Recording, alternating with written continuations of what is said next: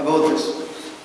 What about if the imam, think about it, if the imam finish tonight Salat al-Isha in 7 minutes, some brothers, they will miss the Jama'ah. I feel that some people, like sometimes we're making the Iqamah for the Isha, and I have like 7 brothers with me. I finish 5-6 rows. MashaAllah, good. But how you guys adjust it? It's, you stay home until like it is 8, then you know it's only 2 minutes I'll be in the masjid. I don't think that we should count it this way.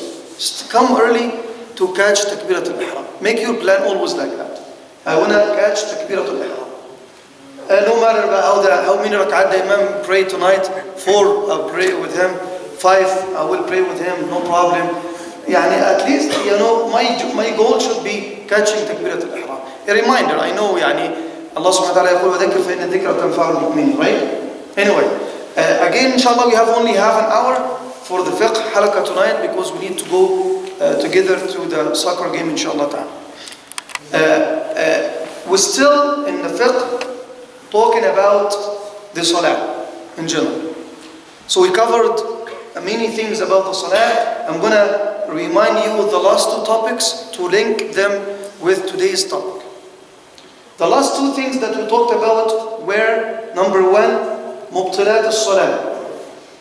Number 2 was, the last thing that we talked about was Makruhat al-Salah. طبعا لأن الأسبوع اللي فات we were off. So ما هي, and the week before last week we had the event, so for the last 2 weeks we didn't have fiqh. So ما هي مبطلات الصلاة? What are the things that nullify your salah if it happens during this? Quickly, just get them quickly and then we link them to what we have for tonight. مبطلات الصلاة, like what? If you miss a pillar or a condition, to speak outside the words of the salah. What else? Laughing in loudly, not smiling. Eating or drinking. When you pass gas or use the washroom, whatever it is, you're not going to use the washroom in the salah, but when you pass gas. Okay, what else? مبطلات الصلاة. You move before the imam. Yes, if you move before the imam. Moving too much. Moving, because I'm going to link that to something that we have for tonight. Moving too much till you feel that this person is not even praying. Okay, khalas. These are mubtalat al-salah. What are the makruhat al-salah? Things that does not invalidate your salah, but still you shouldn't do that in the salah. It shouldn't happen in your salah. Like what? Makruhat al-salah, like what? Looking at the sky. Looking up. What else? Looking here and there. Huh? Looking here and there. Looking here and there? What do you mean by looking here and there? Yeah, الاختلاس. Like that, with your eye. Okay? What else? Tashbik. Tashbik al-asabi' like that, in the salah. Or in the masjid waiting for the salah. Do you have something? Okay, what else? You guys go home and study because I don't have time to repeat them again. Okay? طيب. اليوم نتحدث عن مباحات الصلاة. مباحات, things are permissible in your salah to do. If you do it, no haraj, no harm in doing them, and you can't blame somebody that this happens in his salah. Okay? مباحات, أمور مباحة في الصلاة. Things that, okay, it happens if it happens in the salah. Number 1. البكاء عند قراءة القرآن من خشية الله تعالى. So when you read Quran sometimes, imagine, we always complain in the salah from عدم الخشوع صح? Everybody comes with this complaint that he doesn't have khushu' in the salah. The moment I pray, you know what? I don't think that I'm into the prayer. I'm not in the prayer. My mind is everywhere and my heart is everywhere. One of the things that can help you to achieve khushu' or attentiveness in the salah is to think about the meaning of the ayat that you're reading, by the way. And I'm not talking about the khushu' now, but this is one of the most important things that you should do to struggle against or to face the shaitan in your salah. Okay, some people, mashallah, Allah subhanahu wa ta'ala give them high level of khushu' in the salah. So if he comes across an ayah that has wa'id, threatening, wording, or hellfire, okay, so what he does, he cries. Sometimes he cries in a loud voice. The ulama, they said that it's absolutely fine to cry in the salah if it's for that reason. Not you're hurt, or your knee hurts, or you have a surgery, or you remember your dad who passed away 23 years ago.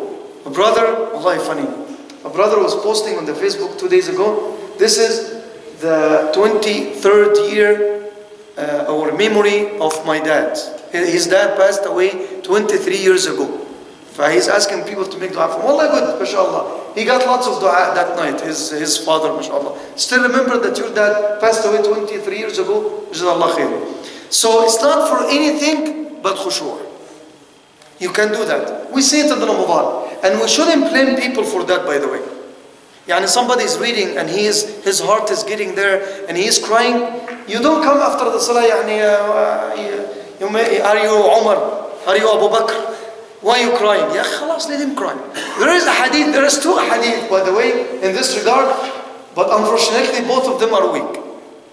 There is hadith that I always used to remember.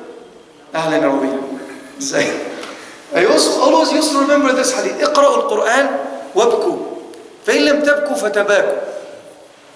You read Quran, and when you read Quran, cry. Or shed tears. And if you don't do that, force yourself to do it. It's a weak hadith, by the way. But there is a very important and authentic hadith in this. You know, one of the 7 people that Allah subhanahu wa ta'ala promised them its shade on the day of judgment, one of them is one. Which one? Somebody is crying. وَرَجُلٌ ذَكَرَ اللَّهَ خَالِيًا فَفَاضَتْ عَيْنَاهُ. Somebody you might be praying alone in the middle of the night. Praying the tahajjud, salat al-layl, by yourself, and you're at that time you're crying and you're weeping and you're emotional. You're getting very emotional. Absolutely fine, as long as it is in that area, khushu' and fear from Allah subhanahu wa ta'ala. One of the things, and if let's say that you're praying in the park in the summer. Not now yet. And while you're praying, you saw a snake or a scorpion in front of you. What should you do? In the salah. You are in the salah. What should you do? I need answers. Kill it. Ashiq, brother Ashiq said, we kill it. But I'm gonna move if I kill it. Huh? Let it kill you.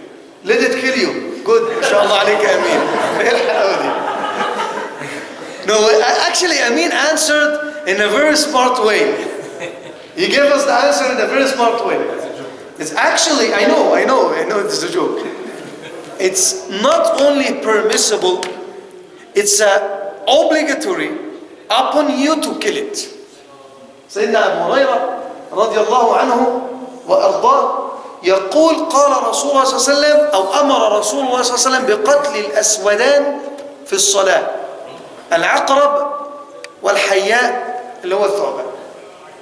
So if you see a snake or a scorpion and you can say anything that can kill or harm while you are praying, kill it. If you don't have anything to kill it, it will kill you, خلاص. What I'm gonna do for you, man? Is there a minute that you should say before? No, you are in the salah, you don't say any dua. I'm talking about you are in the middle of the salah. Because it could be like a jinni. No, not jinn, inshallah. No, it could be a jinni. No, kill it, inshallah, it's not a jinn, inshallah. Ya Abdullah. You're not a jinn, Abdullah. what about a cat? No, cat, don't kill a cat, man. You know, we'll be on in jail. It's recorded, man. No, don't kill a cat. لا حول ولا قوة إلا بالله. عاشق has a cat at home and Jamal has a cat too. So they will kill us. His brother actually has a cat. So, lion, like acid. wallahi, if you can kill the lion, kill. You know, what I'm saying is, no, in case of Asad, it's different, by the way. If it's getting in a fearful situation, like you're really scared, no, the the whole prayer standard will be different. Will be Salatul Khawf. We'll talk about it in a different, but if you can get rid of it, that thing is a harmful, but you can control it while you're praying, you kill it.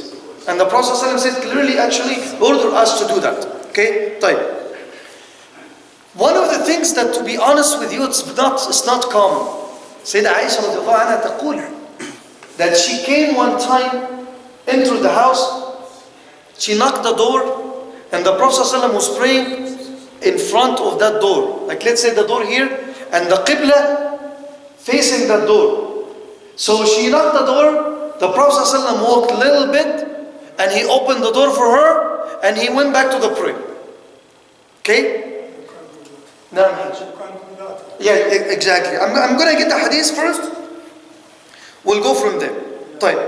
وعن عائشة قالت رضي الله عنها كان النبي صلى الله عليه وسلم يصلي في البيت تطوعا يعني والباب عليه مغلق فجئت فمشي حتى فتح لي ثم رجع إلى مقامه ووصفت أن الباب كان في القبلة كان في اتجاه القبلة يعني أنه لم ينصرف عن القبلة وهذا حديث أخرجه أحمد وأبو داود والنسائي وغيرهم بسند جيد. طيب يبقى هنا number 3 that you can walk for a little bit in front of the Qibla. يعني I'm praying this way, here is the Qibla, I move this way to do something urgent. For example, the phone, the home phone or your cell phone, like what happened in the Salah now. The cell phone or the home phone is not close to you and you need to walk for a little bit to turn it off. You can do that. Or the home phone, you pick up the handle and you put it back, you can do that. But you're not going right or left. You're not moving your body right or left. You're just walking towards the Qibla to fix that. Okay? What happened is, the Prophet ﷺ, as came in the authentic hadith, he was praying at home. Sayyidah Aisha, حتى even they put it in between two practice, that the Prophet ﷺ was praying a voluntarily prayer. And he was not praying at home. I was talking about this last night in the before we started the seerah, right? You guys remember that? No, it was the second part of the khutbah, right? When I said that Sayyidina Abdullah ibn Mas'ud was asking the Prophet ﷺ about أَيُّ الْعَمَلِ أَفْضَلِ, what is the best type of best act of worship ever? He said number 1, الصلاة على وقتها. الصلاة على وقتها وأنا دايما باخدها معايا always I take it with me in the masjid.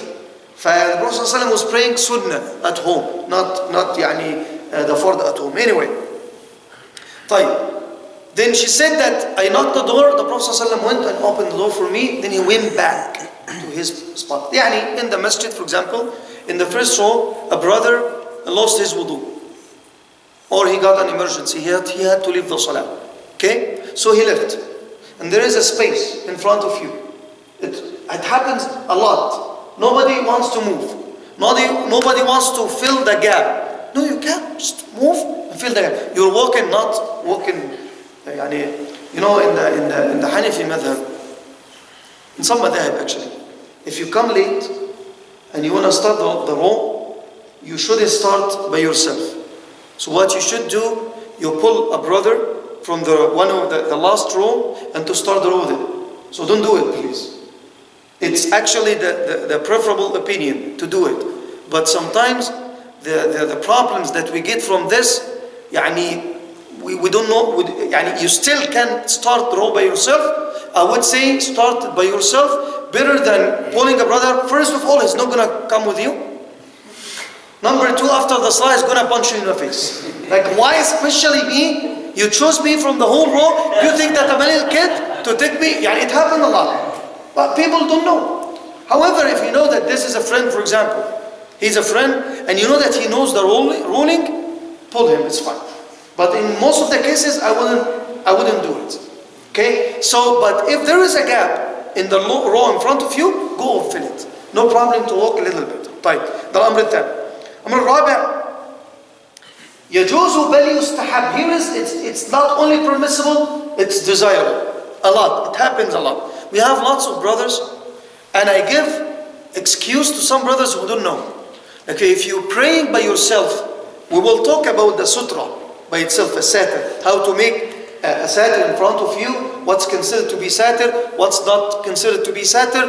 But if somebody is walking right in front of you during your salah, you have the right to stop him. You have the right to put your hand and actually to dafi', not to punch him or to push him, just to put your hand. He will get it and he will switch, or sometimes he doesn't know that you are praying. That's number one. في حاجة, there is something that we all have to know. This is if that's the imam or a munfarid. If that person is the imam of the jama'ah or somebody praying by himself, he praying the sunnah after the salah or praying the fard by himself. But if it is the jama'ah after, led by the imam, you can walk freely in front of them, by the way. You are in the back, and you saw a spot in the first row, nobody filled it, and you want to come, walk in front of them and come and fill it, you're fine. No problem. As long as they are led by an imam. Okay? But if you can't walk in front of the imam or in front of somebody who is praying by himself. Okay? Type. One of the things that you can do, and I mentioned that before, the Prophet ﷺ used to reply or answer the salam with his hands and his nodding by his head. So you can do that. It's permissible. But again, just like that or like that, not alaikum assalam wa rahmatullahi wa barakatuh. تفضل يا أخي. Okay? طيب. في حديث هنا عن سيدنا عبد الله بن عمر رضي الله عنهما يقول قلت لبلال. He asked, Sayyidina Abdullah ibn Umar asked Sayyidina Bilal, قلت لبلال كيف كان النبي صلى الله عليه وسلم يرد عليهم حين كانوا يسلمون عليه في الصلاة؟ قال كان يشير بيده. حديث صحيح. صححه البيهقي، صححه الترمذي، وأخرجه أحمد في مسند. So Sayyidina Abdullah ibn Umar asking Sayyidina Bilal, how you guys, or how the Prophet ﷺ used to answer the salam when you say salam to him when he's praying. First of all, if somebody is praying, don't say assalamu alaikum to him. Okay? Because he has to reply by his, as I said, nodding or by moving his hand. But he cannot reply speaking or talking. You shouldn't say that. After the salah, sallim alayhi and shake hand and do everything after the salah. But if somebody says assalamu alaikum, he doesn't know that you're praying, you can do that. That's what the Prophet ﷺ used to do in his salah, used to reply waving with his hand. That's the saying of Sayyidina Bilal answering Sayyidina Abdullah ibn Umar radiyallahu anhu. One of the things, you have a little baby, clean, doesn't have a wet diaper, his mother or you take care of him before he comes to the masjid. Or at home, you have a little baby and you're praying. I would say instead of leaving him or letting him going around, you can carry him and pray with him. Up and down, go up and down with him. And the Prophet ﷺ did that. So it's not something wrong. And don't look to anybody saying that, how come you bring kids? Khalas, pray and your salah is valid inshallah ta'ala. Okay? طيب. كان النبي صلى الله عليه وسلم يفعل ذلك رأيت النبي صلى الله عليه وسلم عن أبي قتادة قال رأيت النبي صلى الله عليه وسلم يؤم الناس وأمامه بنت أبي العاص على عاتقه. So the Prophet صلى الله عليه وسلم used to pray while he has a little girl on his shoulder. فإذا ركع وضعها. When he make ركوع, how can he carry a child when you make a ruku', you put him next to you. Then when you finish, you carry the baby again. Okay? Type. One of the things that it's only special for your wife, your daughter, and the mahram ladies for you, and your mother, your sister, if they are home and you're praying, they can be like right in front of you. حتى they can, سبحان الله. سيدة عائشة رضي الله عنها تقول يعني كان النبي صلى الله عليه وسلم يصلي and there was no light, and her feet actually in the place that he is making sujood, right in front of the Prophet صلى الله عليه وسلم. فتقول كان النبي صلى الله عليه وسلم أو كنت أنام بين يدي النبي صلى الله عليه وسلم ورجلي في قبلته. So I used to sleep right in front of the Prophet صلى الله عليه وسلم while he is praying, and my feet actually in his qibla. ورجلي في قبلته. فإذا سجد, when he is trying to make sujood, غمزني, and he touched me to take my feet away from his sujood spot. فإذا قام وضعته. Then when he finished sujood, she put it again. You know, وإذا قام بسطتها والبيوت يومئذ ليس فيها سراج, يعني there was light and there is no light, which means that any mahram for you can sit in front of your mahram, a lady that you're married to, your wife for sure, your wife plus any lady that she's not permissible for you to marry eternally. يعني not your brother's wife. And if you kill your brother, you can marry his wife. Yeah. So if he died, if your brother died, then it's permissible for you to. No, we're talking about sister, we're talking about mother, we're talking about maternal aunt, paternal aunt. You cannot marry them under any circumstances. So you can pray while they are in front of you like that. تفضل يا أمين. Sheikh, in the hadith is the legs, so it's different from the. No, not the whole body. No, not the whole body. So as long as the person is not, like the face of the person is not in front of you. Wallahi, I mean, to be honest with you, when they talk about it, يعني let's get it again. يعني ويجوز أن يصلي وزوجته وبنته أو ذات محرم منه معترضة أمامه في حالة لا تشغله عن الصلاة. So they didn't say the face or the feet only. She can be in front of him as long as she's not distracting his salah. She's not interrupting his salah. Allah. Okay, let me finish because we have to leave in 5 minutes. Then, or they have to leave, and then I will sit with you, inshallah ta'ala. I want to play too. طيب. One of the things, sometimes you go to the park again, or outside here, and you want to pray while your shoes is on. And some people come here, how come you pray with the shoes on? Ya akhi, it is permissible to pray while your shoes on, but not in a place like this, not inside the masjid, because somebody will come and put his forehead on the spot, and you have to keep the masjid clean.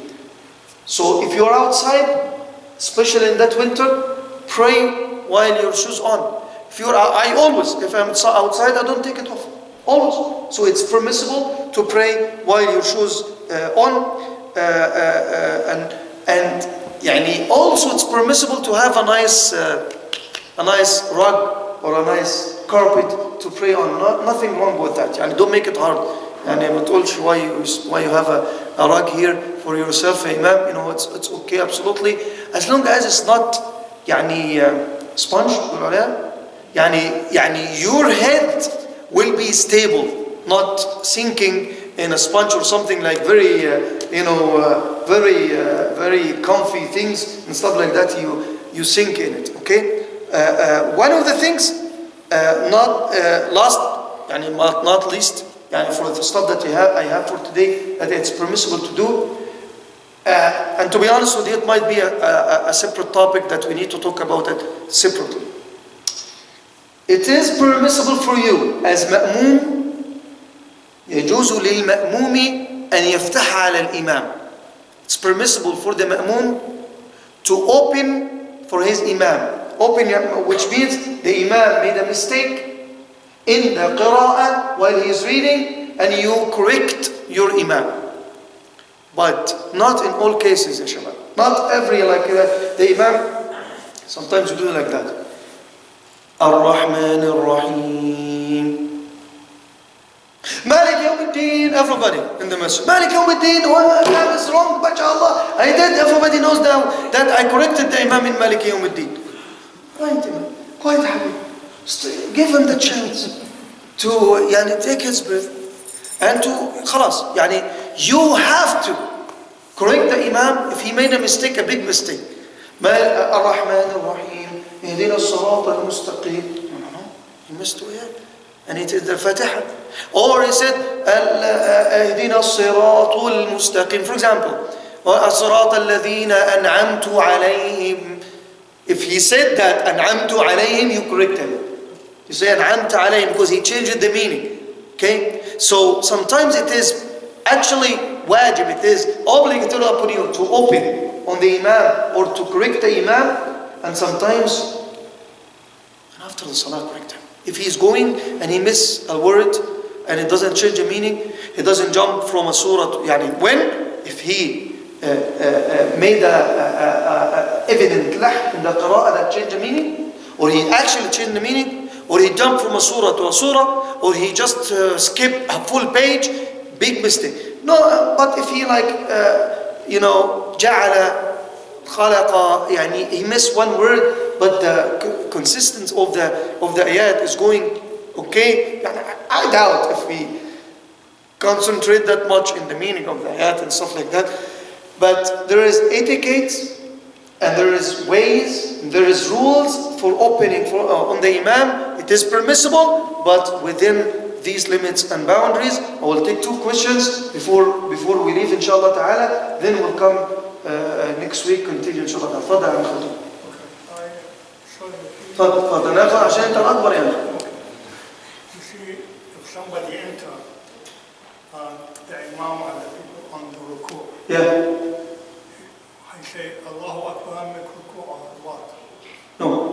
If you enter, Khaldun saying that if you enter the masjid and the imam is making ruku' along with all people, what should I do? Should I say Allahu Akbar and go right directly to the ruku', or should I do takbiratul ihram by itself, Allahu Akbar, like that, and then Allahu Akbar going to the ruku'? That's the best way. They said if you say only once. Yes, it's permissible. I'm coming to this. Yes, if you just say Allahu Akbar and you go to the ruku', still permissible too. But I would say the best way, because to give you tuma'nina, tranquility. The tuma'nina in the salah, one of the pillars, that you are very relaxed in your salah and quiet. Allahu Akbar and Allahu Akbar, you move. Khalas, the imam, you didn't catch the imam, you missed a rak'ah and you make up for this rak'ah, is better than Allahu Akbar. The whole salah is like that, some people. Okay, go ahead, Abhamid. All about reading Quran while you're praying, like taking actually the book and praying. Yeah, we cover this. You cannot do it in obligatory salah, in fard, but you still can do it in sunnah. You're praying by yourself at the night at home, not a Fatiha though, but what's after the Fatiha? You can, absolutely you can. Yeah, Taraweeh and stuff like that. تفضل يا محمود. You can't pray on a thick mat, like a stone. No, you can, but I mean ما يبقاش دماغك بتغطس فيها. فاهم؟ when you make sujood, you make it on a surface, not you're sinking for like 20 centimeter or you know what I mean? That's because at our workplace they have yoga mats. yoga. It's okay. Yeah, it's okay. Yeah, it's okay. But you still have a surface. حتى if it goes down with you. الله أعلم. يلا, last question from Saad. Going back to Khaldun's question. Yeah. So how would I know that I caught the rak'ah? So once I... Yeah, you did. Yes. How you know that you already caught the rak'ah? If you made the ruku' and your back is straight, and some scholars they said that you should say at least 1 tasbih. So you make Allahu Akbar, Subhana Rabbiyal Azim. The Imam saying Sami Allahu liman hamd. So, but I'm going down, the Imam is going up, you missed it. I'm going to ruku', the imam, while I'm saying Allahu Akbar, the imam سمع الله لمن حمده, no, you didn't catch it. Okay? طيب, تفضل يا مخلد. انت جاي معانا السكر ولا لا؟ Are you coming for soccer or not? هتيجي تلعب معانا كورة ولا لا؟ No, I am not child. Okay. I saw in Malaysia, when I was in Malaysia, I saw the imam, finish and make ruku' and they still standing. He goes, سمع الله لمن حمده, and when he goes to sujood, they go to ruku'. They miss two. Yes, some people like that still. Still, but it's not acceptable. No, it's not acceptable. One of the things we said, إنما جعل الإمام ليؤتم به. The imam is there to follow the imam. يعني you did only one tasbih, you should follow the imam. Don't wait until you finish your tasbih every time. Then at the end, total, you're missing one rak'ah at the end from the imam. Anyway, inshallah ta'ala, we'll continue next week in fiqh.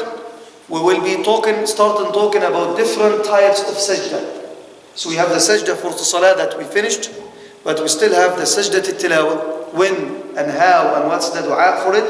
Sujood al-sahl, sujood for forgetfulness, when should I do it and what are the reasons for that. And then sujood al-shukr, when we do it and what is the sujood al-shukr and what we say in those sujood. Inshallah ta'ala, that will be the topic of next week, Saturday, and always Friday with the seerah. نسأل الله عز وجل أن يعلمنا ما ينفعنا وينفعنا بما علمنا. جزاكم الله خيرا والسلام عليكم ورحمة الله.